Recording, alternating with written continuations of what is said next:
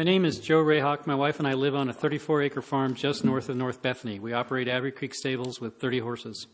I decided earlier this year that it would be better for my community if my area was designated as rural reserve, even though it meant foregoing a gain of $10 million.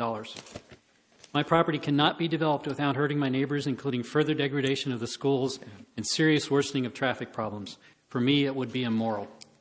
As I testified at your Beaverton hearing, Washington County has not included any buffers or setbacks in North Bethany to protect adjacent farms. We should not assume they will do better in new urban areas.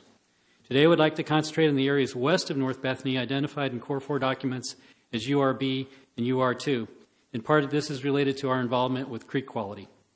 My packet has a map that shows the floodplains around Rock Creek in the area as well as constrained lands. The COO recommendations that say that Rock Creek should be used as an urban edge. I agree with using Rock Creek as an urban edge, but the floodplain should not be included in the urban reserve. The floodplain would help buffer farms in the north and west from the urban area.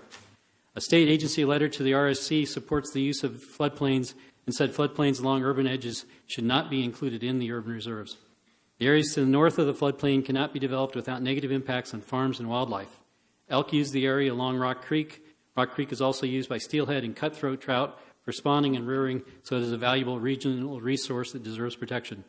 None of these areas, other than the small southeast corner of URB, can be developed without increasing the infrastructure deficit.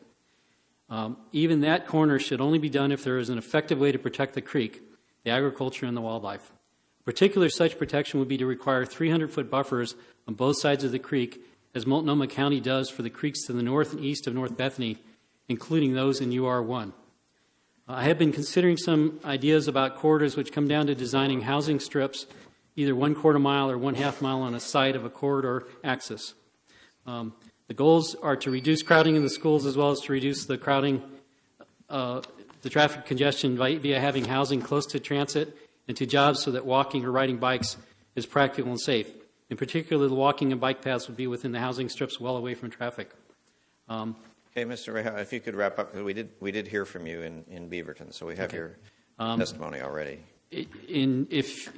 Basically, if you choose to build housing more than 1/4 mile from an axis, you start to replicate the congestion problems that I've indicated in the document about North Bethany. In specific conclusions, both housing and industrial development should be kept within 1/4 mile of Sunset Highway. Thank you. You've had 2 chances, and there are other people here who haven't had any chance. So I want to give other people a chance who haven't yet. Thank you. I just need one piece of clarity. The map you gave here, where did that come from? That was from the Beaverton City Council meeting this week. Okay. Thank you.